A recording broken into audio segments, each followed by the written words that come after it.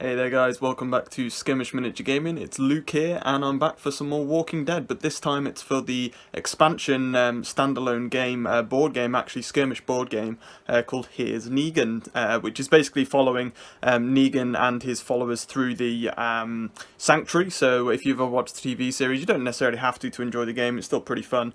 But as everybody knows, Negan is very angry with his bat Lucille, and he will beat up his own followers if they don't clear the way for him to get to the exit of the Sanctuary for each of these missions. And you go into different scenarios and things. We're doing training day today. It's for a watch and learn video. It'll be a standard battle report as always with these watch and learns, but I'll explain the rules slightly more as we go through so that you can understand the game and see whether you're interested in it or not.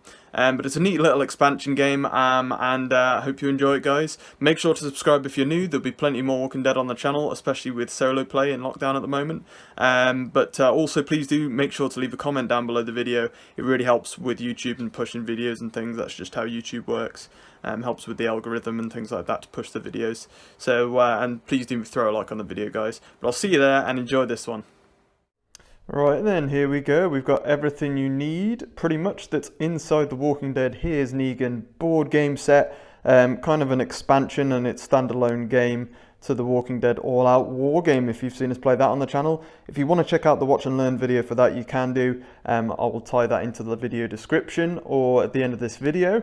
But I've laid out the contents pretty much of the game. As you can see here, you got the rules manual, which a lot of the rules are very similar to All Out War, which is why I've said you can go and check out the watch and learn for that to learn a lot of the core rules, but I'll go through the things that are different in this. Aside from the kind of core All Out War rules.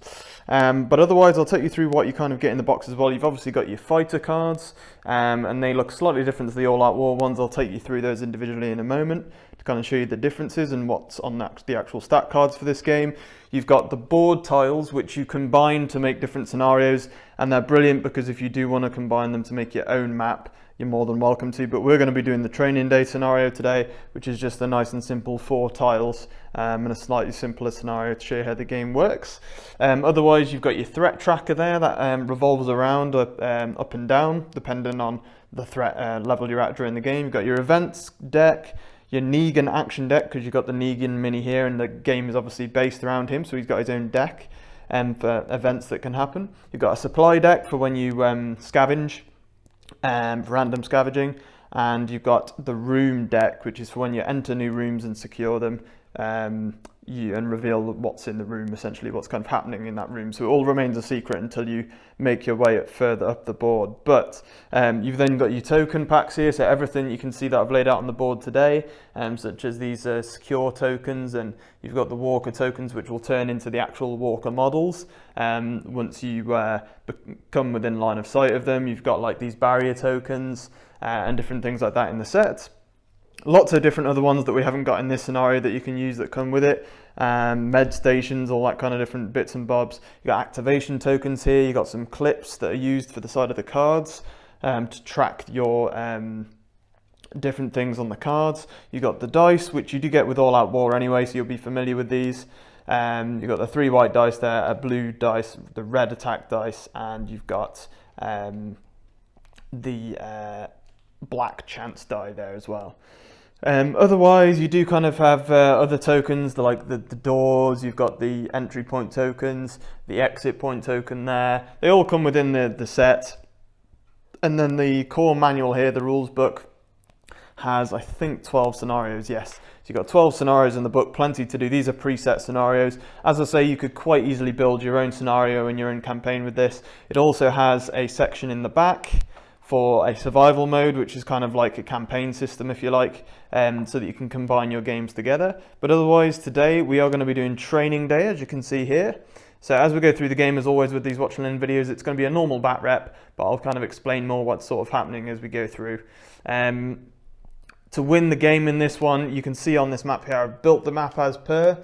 The way the game generally works is that Negan is commanding his group of followers, as you can see there, within the setting of Walking Dead in the Sanctuary, which if any of you have watched the TV series, you'll know what that means. But otherwise, the game's pretty fun as it is anyway. He's leading his group of survivors into the Sanctuary to clear it out and take it as their own and as their own home. Negan, if anybody knows, with his bat, he's a very angry man, and if you upset him in any sort of way, he can go out against you in a way and kind of make things harder for you. But the objective of most of these games, and for this training day, will be pretty simple. Negan follows a set path. If you can clear that path for him to get to this exit point, you pretty much win the game with this simple scenario. And that is the core that most of the scenarios are within this game. You're looking to help Negan, to follow Negan's rule, and to get him through most of the scenarios, or otherwise he gets pretty upset. And you're always going to have walkers in the way, obviously, and other different traps and things. You can secure unsecured rooms and things like that. There are going to be barricades and all sorts of other things in the way. You can have fire light up in different rooms and whatnot, depending on what happens in your event cards and your room cards. So we'll have to wait and see what happens with those. And also, this can obviously be played solo board game, or it can be played with up to 5 players. Negan kind of acts as his own man almost, until you get to control him now and again. And you've got 5 other survivors that you can take here at the front, and then you've got a good selection there of, I'm going to say it's about 12 walkers. You can get walker expansion sets as well for Walking Dead All Out War, which allows you to have more of the miniatures in your actual collection. But it's pretty awesome to see a nice mix here. And if you are playing with 5 players, each of you takes 1 character. You play the characters individually. If you're playing solo, you just play all 5, or they do give you a rules set that allows you to play less than 5, and you just take tokens according to the number of models you're taking off of the board. Alright, then we are deployed and all ready to go. So because I'm playing solo, I'm just going to be using all 5 characters that we're using today. And of course, Negan will kind of follow his track along for this scenario, but he will also activate in his own phase. So the way this game works, if you have played Walking Dead All Out War, you'll be more familiar with the core fighting mechanics for fighting, close combat and shooting. However, in this game you don't kind of attach separate weapons to your fighters if you're just playing the game with the standard cards. I'll take you through one of the standard cards here. Let's just go with Tara as an example. So you use 1 white fight dice for her fights. It's up close fighting. She doesn't have a shooting weapon at the moment unless she finds one in supplies and equips it. So she just has no shooting dice for now. Defense is a blue dice, which is pretty good. She's then got 4 health. That's her stamina tracker. So each time she loses stamina, she goes down to there. As soon as you hit the skull and you go down to 0, with a fighter in this, they just get knocked prone per se, and then they can use an action to try and regain health or stamina to get back up. The only way that you can completely go out of the game in this is if you get bitten, which we'll go through later if it happens. But you've got your actual combat dice down, combat weapon, and sometimes in Dwight's, as an example, it has a combat and a shooting weapon. So with her Tara, with her combat knife, it has a special rule on it, and she also has here a special ability for her in general as a fighter. So it can be a big mix of everything, whereas Dwight's knife and crossbow here don't have special abilities. They just have a standard plus dice to their fighting. So for example, the combat knife for Tara, she has a standard white dice for her fighting, and then it adds 1 red dice for the actual full attack. So that's kind of how it works, really. But pretty nice. Really easy. The only different thing as well with this is the reputation bar up the side here, tracker, with the rep at the top there. You've got an actual tracker that comes with each card, so this red marker here that moves up, and you gain reputation by pleasing Negan for the most part. And basically, if you're playing with 5 players and each of you are using your own fighter, your main objective is to get Negan out, but at the same time you're trying to impress him by killing lots of walkers, making him happy, and you gain reputation, and the person with the highest reputation at the end of the game, you can kind of build a table from that as to who's got the most and who wins out of your team of 5, but at the same time you're kind of working together. So it adds a bit of an extra kind of niche to the game, if you like, and if you're playing with multiple players, makes it more interesting. And the event deck now I've put on the walker card, so this shows how to actually use the walkers, which is pretty simple. We'll go through that as we go. And the Negan reference card here as well to show how to use him in his own phase, and he's got his own action deck there as well. One thing that will actually happen if he gets angered is he goes into Negan's rage and he does all sorts of crazy stuff. So I'm sure we'll see that happen possibly at some point. So you can actually lose the game by all of your fighters getting bitten and getting removed from the table, or being downed in general.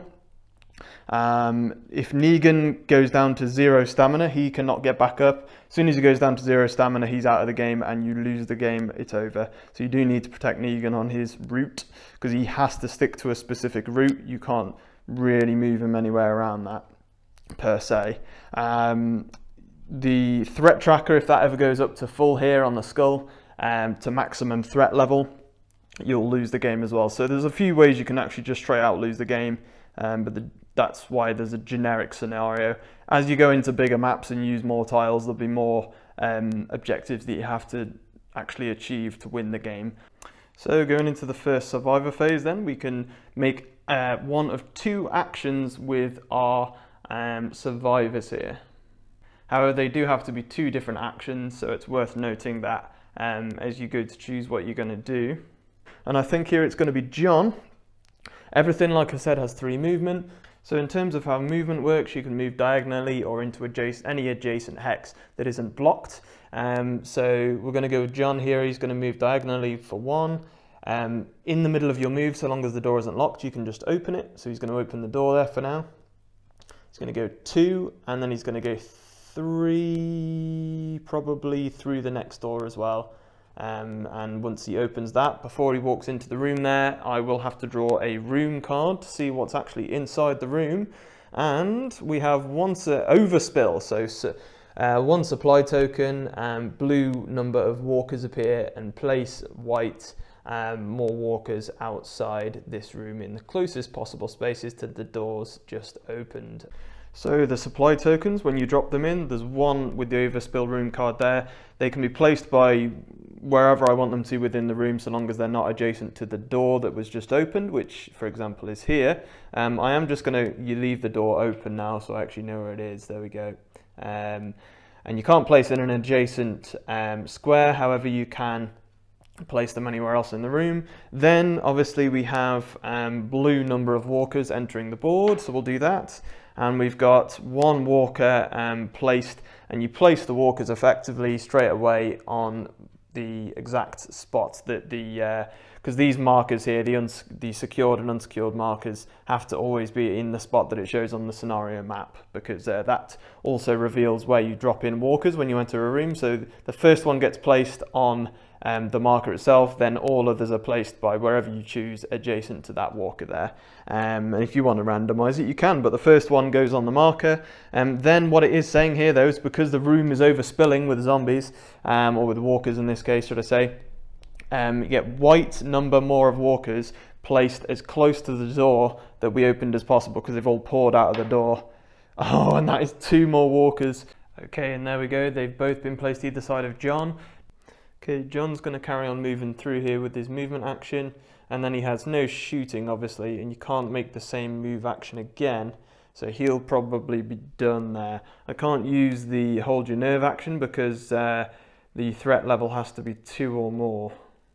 Alright then, so that is going to be John done. He's going to complete his 3 square move to there. There's not much else he can do right now, to be honest, so he's just going to stay put. Bear in mind, guys, that you can move through survivors, just not walkers. You can move over prone walkers because they're on the ground, they can't do much. But you can't end your move, obviously, on the same square as anything, so even survivors.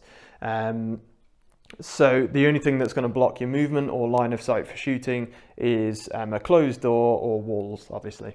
You draw line of sight from the center of your base to the center of the target's base. If that line passes through a wall or a closed door, then you cannot do it. Barricades block movement but not shooting, also just worth pointing out. Next, I'm going to be going on to Dwight because he's got his crossbow, and that's handy for not causing any noise to shoot with. It's got up to 6 range, so 1, 2, 3, 4, 5, 6. Straight up into the zombie here. It's straight through the open doors and the barricade into the zombie. So let's see if we can take him down. So Dwight's crossbow, he shoots with a white dice, and then he adds a red dice for the crossbow weapon that he's shooting. We've got 6 range. Let's see what we can get. Oh, that's 3 hits, and I got an exclamation mark on the red dice, which means I got a headshot. I don't think the walker can even defend this. He's only got all walkers have a 1 red defense dice. and he gets blanked, so he definitely gets taken straight out. If I didn't get the exclamation mark and I just beat him on the attack roll, he'd just get knocked prone. However, I headshotted and he just gets removed from the board. So, well, she does in this case because it was a female zombie. But that was Dwight's first action. Very, very nicely done. He takes out a zombie. Negan recognises it and he bigs him up, his right-hand man. So he's going to go up by 1 rep here. All right, then we're going to go here and we're going to go on to a different fighter. We're going to go with Tara with her knife. She's going to make a move to the doorway there, and because she's in the doorway, the center of her base lines up with the 2 walkers. Tara has a cool ability, combat knife, with her combat knife, where if she makes a fight action, she can target up to 2 adjacent walkers, not just 1, so she's definitely going to do that. And so she'll get to fight both walkers here. The one closest to me here, she gets a white and red dice for her combat knife and fighting. She does get 2 hits. The walkers get 1 red dice to defend, and they only get 1. So this one here gets knocked prone for now. Because it's her combat knife and the ability on it, she can now go for the second walker. And she gets a headshot and 3 hits. That's even better. And they will get to defend. And they get 2, but don't get enough with the 3 that Tara got. So she's done awesome there. And she completely takes out the walker with a headshot on that side. So 1's not prone, 1 just got completely annihilated. All right then, and that was an awesome activation by Tara, wasn't it? But then we're going to go on to the next fighter, and we're going to go here with Laura, because Laura is the one with the rifle. She can actually do the same 2 actions in 1 activation.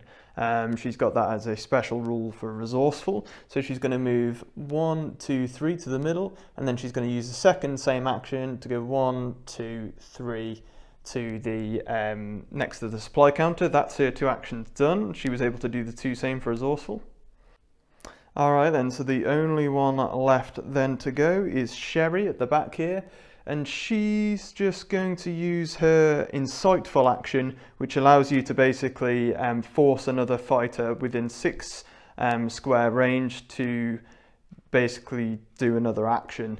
She's going to force, I think, Tara to make an attack action into the prone walker, which when you attack a prone walker, it just gets immediately taken out. You don't need to roll dice. So that's one of Sherry's actions spent. The other one she'll do, she'll just move 2 squares and she'll get herself to there. And that'll be her done. So we go into, I believe now, the walker phase. So that's where they're going to activate now. First thing we need to do here is draw an event card from the walker deck.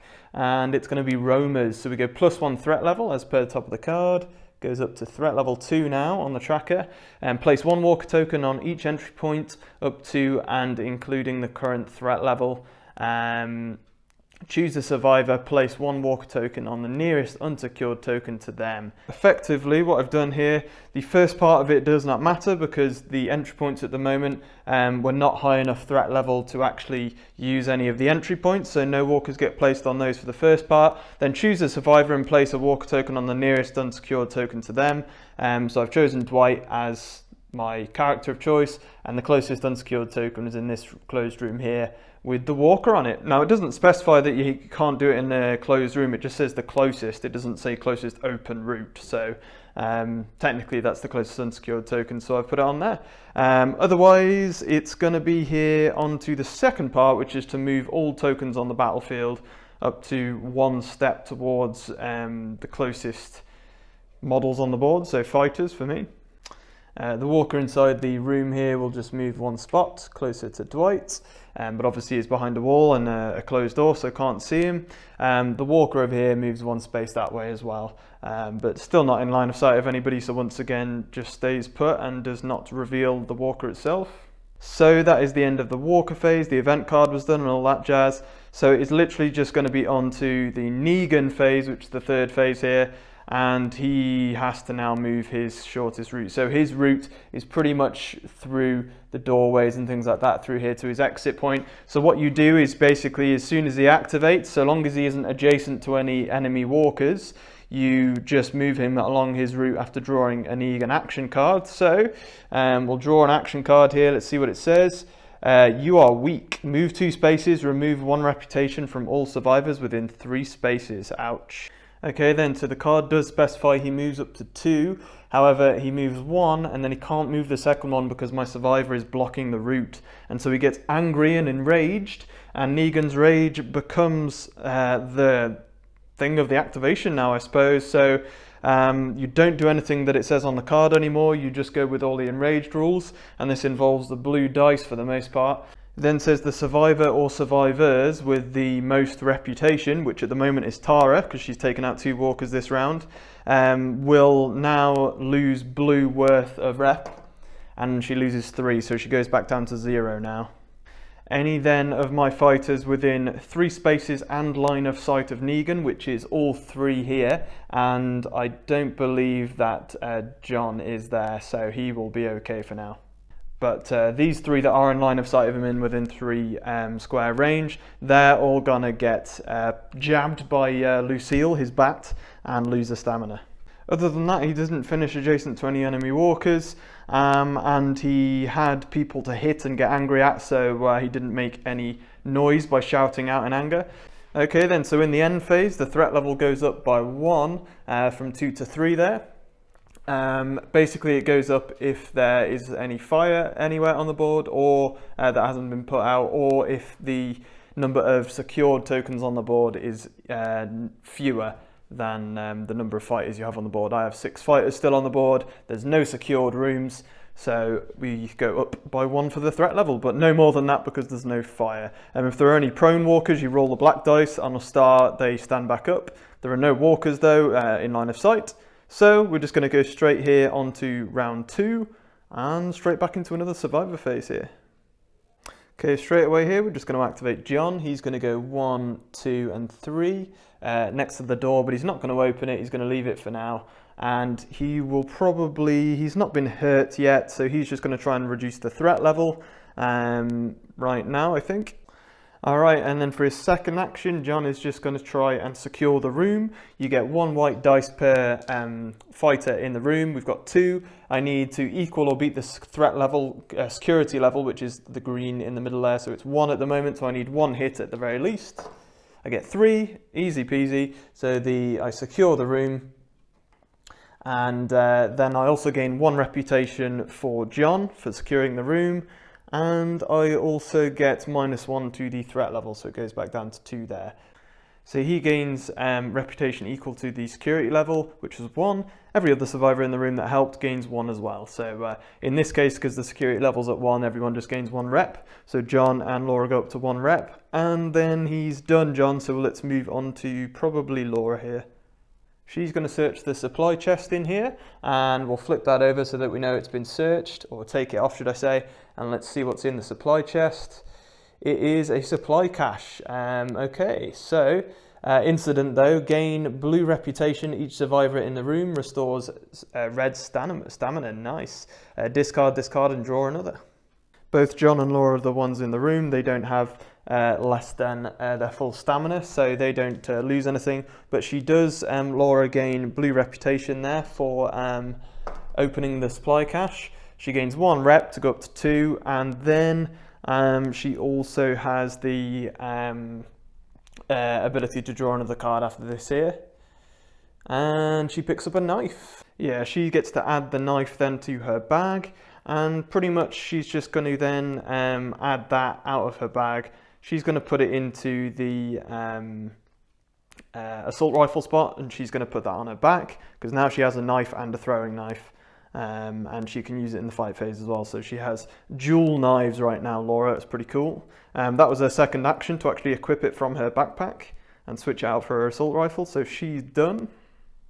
Next up, I'm going to go with Tara. She's going to make a 3 move, and she's going to go 1, 2, and she's going to attempt to jump the barricade to land there on the secure token. She needs a star on the black dice. She gets it, so she successfully jumps over. If she didn't successfully do it, you just get to move in a different direction instead of successfully jumping over the barricade, but she did, which is great because it gives more room for Negan to move through. If you're in a secured room and not adjacent to walkers, you can restore stamina. She's lost 1 health, so she's going to try and do that. She gets red stamina back. Oh, blank, so unsuccessful, and she will be done there. That was a second action, pretty poor. Next up, I'm going to go with Sherry, and she's going to force Dwight to make a move action, and Dwight has stealthy, which means he can move 4 instead of 3 spaces. So he's going to go 1, 2, 3, 4 to inside the doorway there, and then Sherry's going to make a move herself for a second action, 1, 2, and 3 to that point there. Dwight will then activate. He's got 4 movement. He's going to go 1, 2, 3, and he'll probably stay there. Dwight's then going to use his second action to clear the way for Negan, which means that I activate Negan before his Here's Negan phase. There's 2 ways you can do this. You can either reduce your reputation and risk being able to control him and move him in any direction, or you can just activate him normally and shout him to move forward, because we're saying that it's safe for him. And obviously, as always, if it's not actually safe for him, he'll get angry. But I know that it is, so he's going to move 3 here, 1, 2, 3, as per normal survivor, but he has to follow his track. It will be onto the Walker phase, I believe. Let's draw an event card. First thing that we need to do, we go +1 threat here, back up to threat level 3, and place 1 Walker token on each entry point up to and including the current threat level. Obviously, we're not still high enough quite yet. Choose a survivor, place 1 Walker token on the nearest unsecured token to them, even if in an open room. I'm going to choose John, and it's going to be on the nearest unsecured, which we will go with that one because it's equal distance. Every Walker token then makes a move towards the closest survivor, and there we go. They both move closer. This is a closed door though, so this one here can't quite see John yet and doesn't quite get revealed as of yet. There are no walkers to attack or that have been revealed, so that will be that.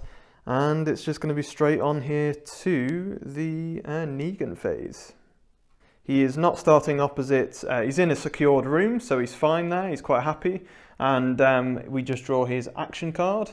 He moves 2 spaces and you remove 1 reputation from the nearest survivor. Okay, so Negan's track actually goes, for some reason, I don't know why, diagonally to here, then across, then diagonally down. So he gets to move 2, he goes to there and then there, and I'm so lucky that I didn't leave anybody in the way.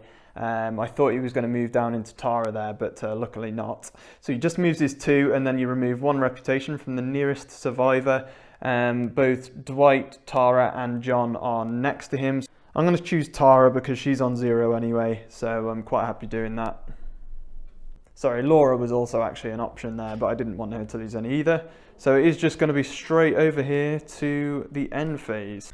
Threat level increases by 1. We're now up into threat level of 4, which is pretty big deal. That means that we can start to get more walkers in. Alright, then we'll go into round 3, and it's the survivor phase. John's going to activate. He's going to open the door as he moves.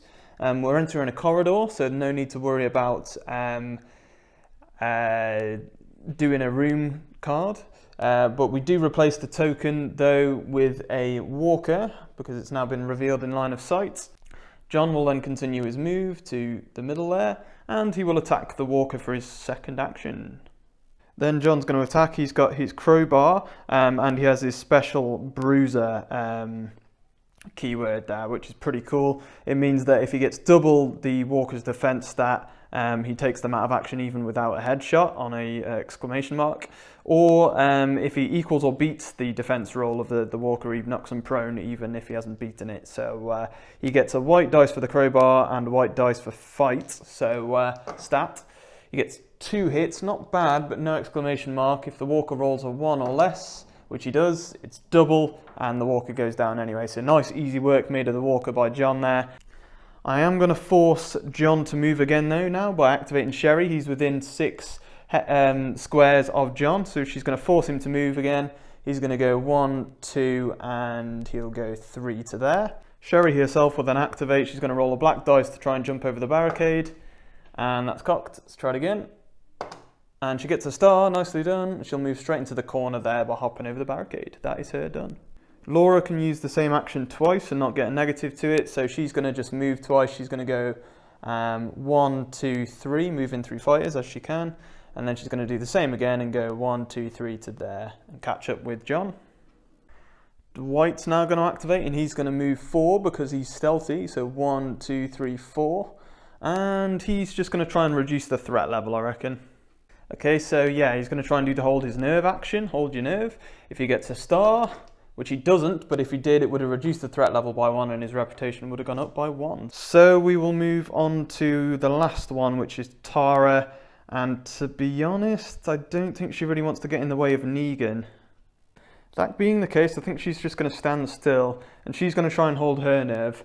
So on a star, and she gets it, so she gets to reduce the threat level by 1, and she will get to up her rep by 1 as well, which is pretty nice. Then for her next action, she's just going to try and recover stamina. She doesn't want to move Negan because then he'll activate again later and possibly not be able to make his way through. So regain stamina. Again, she doesn't manage to blank on the red dice. Otherwise, she would have healed that many hits. But that's all my fighters activated. It's on to the Walker phase. So we need an event card here straight off the bat. It's +2 for a herd threat level. So we're up to 4, 5, even after reducing it slightly, which means now choose a survivor, place 3 walker tokens at the closest entry point to them, regardless of the current threat level. Place 1 walker token on the nearest unsecured token to them, even in an open room. Alright then, so due to the actual card, the closest, I've chosen John. I didn't want to choose someone over here because they drop in here, and all 3 of them would be coming up behind Negan, which would be brutal at this point. You don't want them going after Negan in this game. So I've dropped the 3 here. The first one goes onto the actual token, entry point token. The other 2 as close as possible to the selected target from adjacent to the entry point there. So the 3 are there, and there. Then you move any tokens. So the token here moves to an adjacent hex square, should I say, but doesn't go any further than the closed door. Same for these 2 still, are up against the doors. Then the walkers that are actually revealed, they make moves to get closer to their enemy. So this one to the adjacent square and is now adjacent there to John for attacking. So the walkers now finally get to attack back. One thing I've actually just worked out, sorry, the zombie on the left here is also adjacent to Dwight. So he's going to attack Dwight, the one in the middle will attack Laura, and the one on the right has to attack John. So you have to kind of split them up if there are the targets available. Otherwise, they would be able to team up against one fighter. Okay, and the walker on the left then, attacking Dwight, gets single red dice as always for a walker, gets a single hit. Dwight only has 1 defense dice for red though, and doesn't get anything actually, so Dwight does take a damage, and he already is hurt, so goes down to 3 stamina. The zombie in the middle will attack Laura, so this is going to be a single red die again, for 2 and a bite, so they get bite for the exclamation mark instead of a headshot. Laura does have only a red defense dice. Alright, so Laura, actually, my bad, before we do that result, she can actually add a blue die by discarding a supply card she has on her, part of her resourceful. So she's going to discard the knife she picked up earlier, and she gets +2 to her roll, so she gets to roll an extra blue dice to a defense, attack or secure roll. She chooses defense roll, so there we go, she actually manages to pull it off. She beats the walker. So she does actually go back up to full health there and isn't bitten any longer. Glad that I remembered that, to be honest. The walker on the right hand side is going to attack John, but he's a lot bulkier. So it's going to be a red attack dice for the walker. Gets 2 again and a bite, but John has a white dice to defend and he only gets 1. So he gets bitten and takes a stamina drop. So flip the token over and he goes down to 5 health remaining. When you get bitten, if you go down to the 0 stamina mark, then you get removed from the table. It's the only way that the survivors can get removed completely is if you're bitten and you get reduced to 0 health or stamina in this case. Then also when you get bitten, you lose blue reputation, which is 1. So John goes down to 0 on rep. That is all the walkers activated. It will be on to the Negan phase, and we will draw a card for him, see what he does. He's not opposite any walkers or anything, so let's see where he does. Plenty for all of us, move 2 spaces. All survivors within 6 or more, reputation immediately, draw a supply card. Well, none of the fighters, survivors at the moment, are on 6 or more reputation, so we will just move the 2, and that's all you do for him there. So he's done, and we've got to clear the way this next round now for him, because there's a few walkers in front of us. So we go into the end phase for that round, and the threat level goes up by 1 as always to 6, and we will move on to the next round for the survivor phase again. Next up, we're going to go with John for the start of the phase here. He's going to use his crowbar and smack up the walker diagonal to him here. Along with his bruiser special rule, he's got his 2 white dice. Let's see what he can do. He gets 2 hits, but no headshot there, and the walker gets 1 red defense dice. So that's 2 hits, but it is double the defense roll for the walker. So because it's his crowbar he's using, the walker gets immediately removed instead of going prone, because it's John and he's a beast.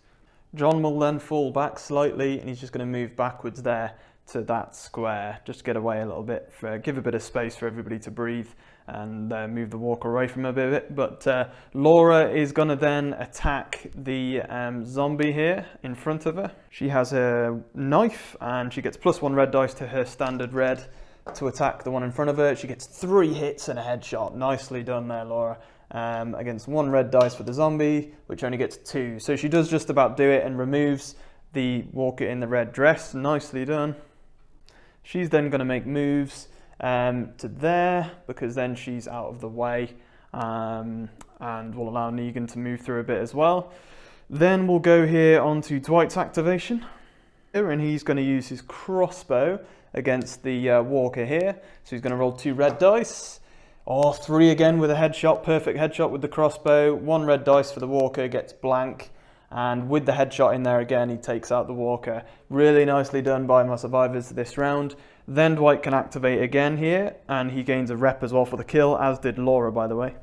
Then we're going to do Negan's action here. We're going to clear the way with Negan. So Dwight's second action, he moves 3, and that's that done. So Dwight called forward Negan. We've got plenty more room to get him forwards.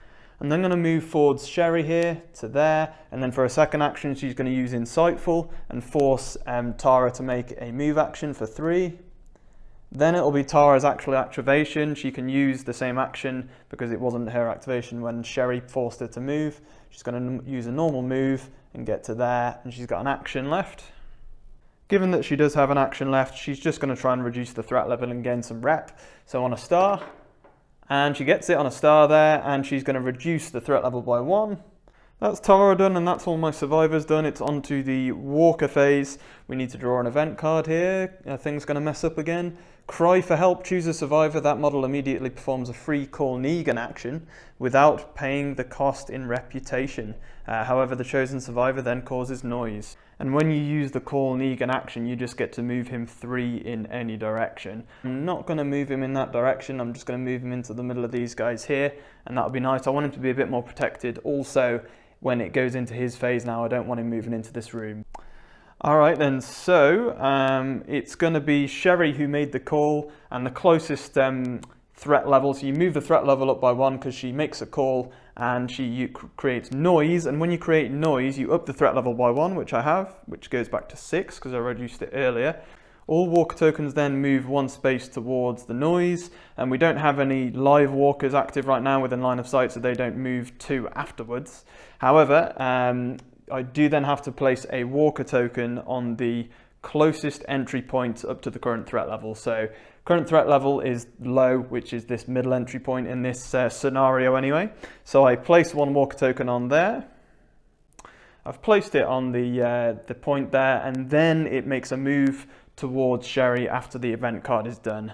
Otherwise, it will be onto Negan's phase. We draw the card for him because he's not in any sort of trouble right now, so he doesn't get angry yet. However, he moves 1 space. The nearest survivor takes a +1 action token. Nice. All right, and the closest route to get back is diagonally there. He can move through his own men, or women in this case. So he moves through Tara and moves 1 space to there, to an adjacent hex, back onto his track. And in that case, then he can resolve the rest of the card because nobody got in his way. He could finish the move.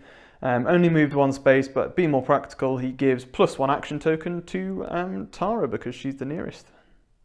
She gets the +1 action token for next round, so she can spend that to have 3 actions instead of 2.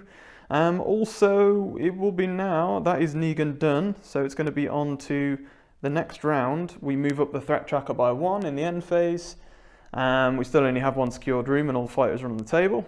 So Tara's going to go for me here, and she's going to make a bonus action, so she's got her bonus action here. In fact, actually, she might as well just use a normal action straight off, so she'll go 1, 2 through Negan, and she'll open the door, and we have to reveal what's in the room now, so let's do a room card. and it's fire. Oh dear. So place blue number of fire tokens in the room. See page 9. These are placed in the same way as walkers. Okay, let's see how many fire tokens we get then. We get 2. So the way they're placed, you go 1 on the unsecured token. Okay, and that's where I'm going to drop them. So we've got adjacent tokens going there and 1 on the unsecured token. So that's pretty much that. Tara then gets her extra 1 move to there. So she finishes her move to there. She's then going to use the extinguish action, which we haven't seen yet because we've now got fire tokens on the board. And the way we do this, we roll the black chance die. On a star, we can remove the token. We don't, she's not successful. So she's now going to use her bonus action that we were talking about there to then do the same ability again. Even if you've done the ability once, when you use a bonus action, you can do the same one again. So she's going to try and remove the fire token. Doesn't do it again. What a waste. And Tara's kind of failed a bit there. She set the room on fire and she can't put it out. Now I'm going to activate Sherry. She's within 6 of Laura. She's going to force her to make a move action. She's going to go 1, 2, 3 to there. Then Sherry will just make a 3 move herself. 1, 2, 3 to there. And that's her done. Laura will now activate and she's got her 2 normal actions. She'll move to go 1, 2, and 3 to there, and she's going to try and extinguish. Let's go with this fire token here. On a star, she'll extinguish it. Oh wow, my survivors are just not good at all at putting out fires, and they can't make the room secure until the fire's put out, so really not good after 3 dice rolls.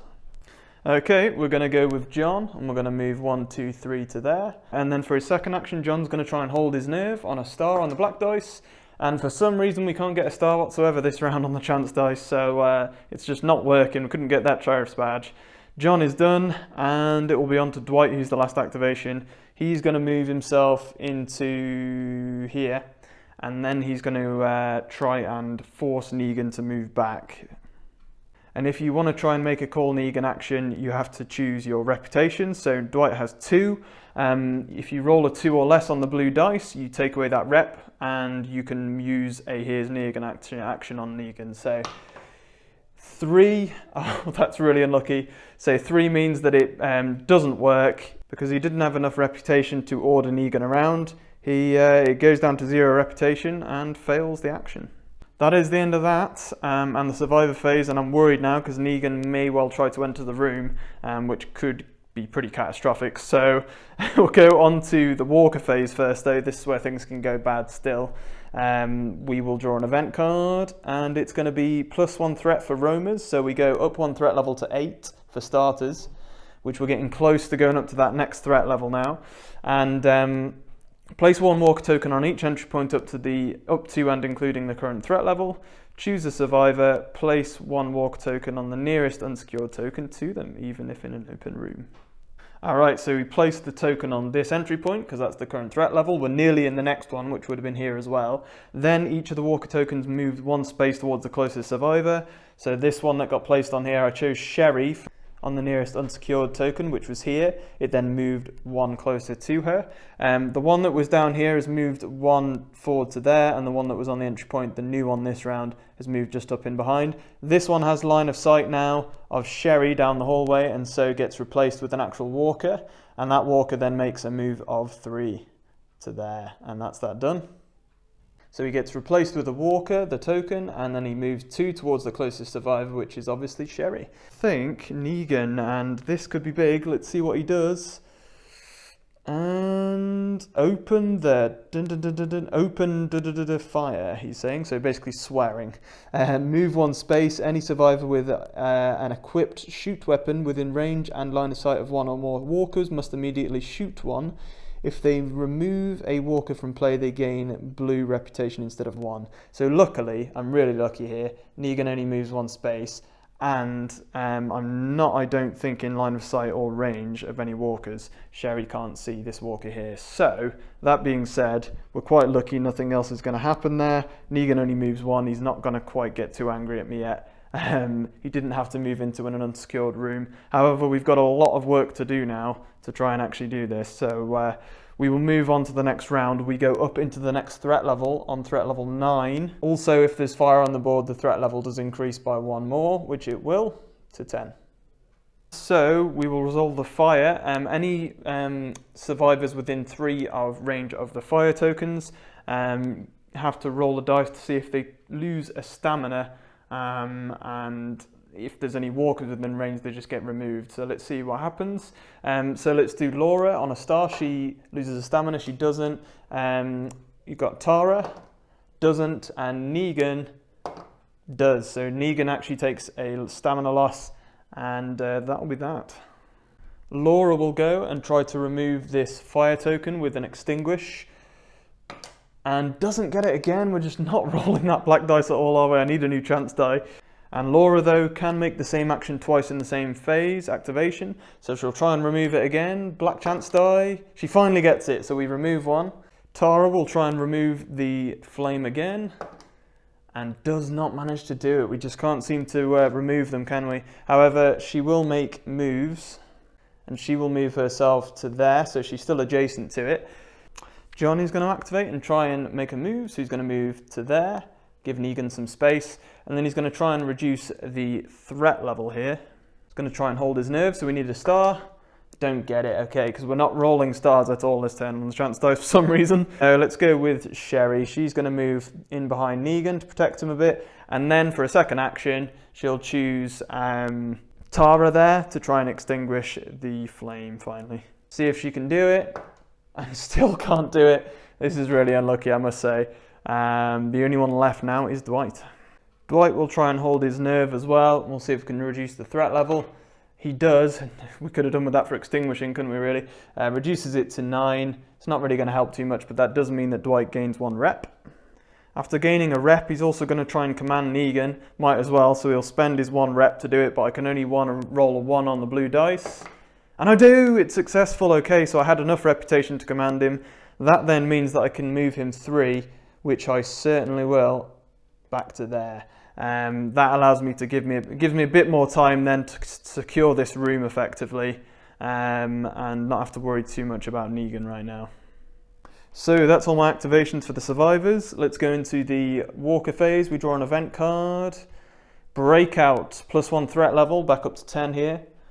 And then we choose a survivor, the nearest unopened, unlocked, unsecured room.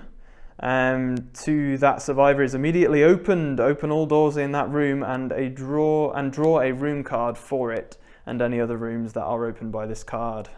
So we'll have to choose Dwight here, I think, and we'll choose this room. That becomes opened, and we will now do the room card. So let's see what the room card does. Overspill, oh dear. So 1 supply token in the room. And then place white dice number walkers outside the room in the closest possible spaces to the doors just opened. We obviously already have a walker there as well. It's not quite in line of sight of anybody yet, and so won't reveal itself as of yet. But we will have to roll to see how many walkers get placed outside. No walkers, we're lucky. Okay, so no overspill there. However, this one will move out and reveal itself and attack Negan sooner than later, which is not good. We do need to place blue walkers in the room though, and we get 1 walker which will be placed on the unsecured token. I then place the supply token in the corner of the room there. Other than that, that's the card complete. We will move on to moving the walker tokens, so that one gets moved into the middle and will get changed out for a full-on walker, which will do you there.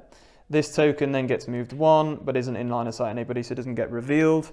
Walkers that are revealed then can move. This one is, so it will move 2 towards the closest enemy, 1 and then 2 into Negan. That is not good, and Negan's about to get very, very angry. Alright then, and now the walker attacks Negan. All that happens is he takes a damage, which he's already taken 1, so he's down to 4. He can't be bitten, so he just takes a damage for each walker surrounding him. Then he'll reduce everybody's reputation by the white dice. So let's do Sherry. She will lose 1, but she's got none anyway, so I didn't know why I rolled anyway. Dwight can lose some. He is reduced to 0. Tara is on 2. She takes 1. John can lose some as well. He's reduced to 0 from 1 as well. Not so good. Laura is on 2. She can be reduced. She's reduced to 1 from 2. Okay, so yeah, not the best there. We did let a walker get through on Negan. However, it's now going to be Negan to activate. Let's see what he does here. Okay, so Negan starts adjacent to a walker and so rages because, well, we've let a walker get adjacent to him essentially, so he's not happy about that. And he's going to swing out, lash out at us. I don't draw a card because he just gets angry essentially. So the survivor with the highest reputation, or if it's a draw, they both lose it, and both lose blue reputation. And since on a blue dice you can't get a blank, it's going to be Laura on 1, go down to 0.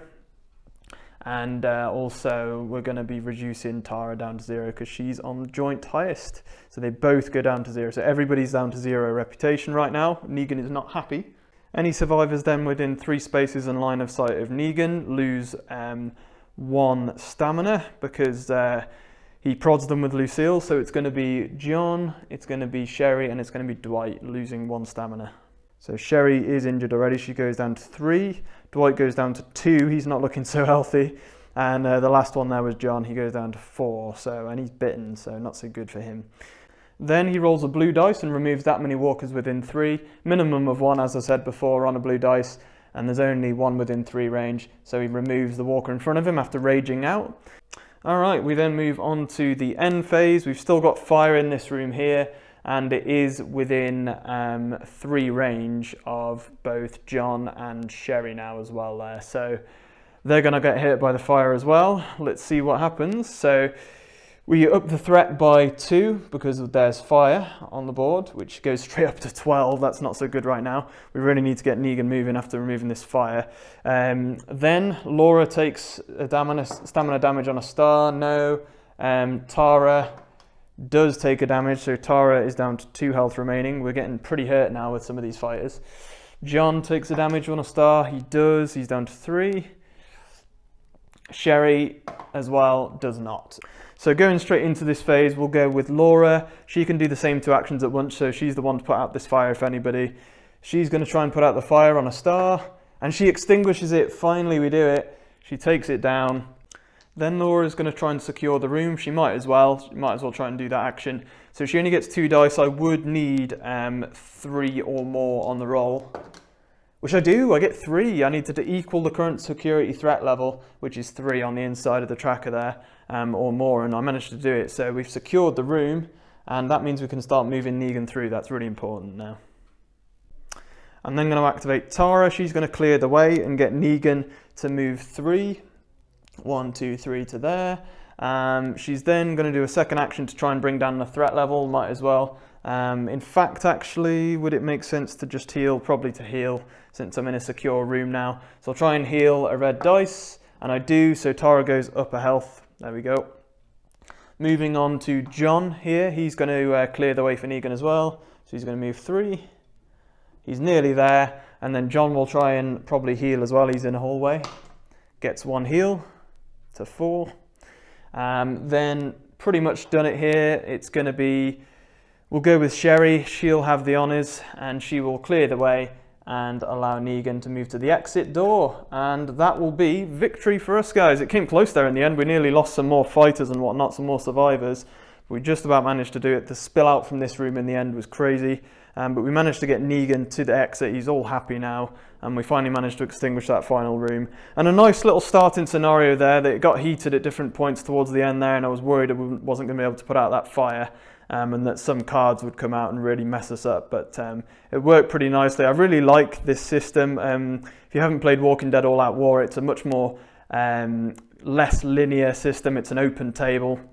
And there's way more world building and things like that you can do with narrative play and all sorts. But this is a nice addition, nice expansion game. I think it's pretty cool. I really like the whole theme of moving Negan through the building. I might do 1 or 2 more with this expansion. So let me know if you want to see more Walking Dead, guys, and what you think of the Walking Dead Here's Negan board game. I really enjoyed it today. Please do throw a like on the video and make sure, guys, to definitely throw a comment below the video. It really helps with the algorithms and things with the way YouTube works. So I'd love to get talking to you guys about this down in the comments below. But throw a like on the video, subscribe if you're new and you want more Walking Dead. I'm sure we'll get more in the future. So make sure that you are subbed, ready for when the new videos drop. But otherwise, guys, as always, happy skirmishing. Hi there, thank you for watching the video. I hope you enjoyed it. Please do make sure you are subscribed to the channel and make sure to hit the notification bell. Also throw us a like on the video and leave us a comment down below. Finally, if you would care to support the long-term progress and stability of the channel, please sign up to become a Patreon member in the link below the video for as little as $3 per month, just like the amazing people to the left of me. You will gain access to many different benefits, but you will also be making sure that we can still put out videos for the foreseeable future. Thanks for watching, and you can check out more of the videos here, right on our channel, Everything Skirmish. But until next time, happy skirmishing, guys.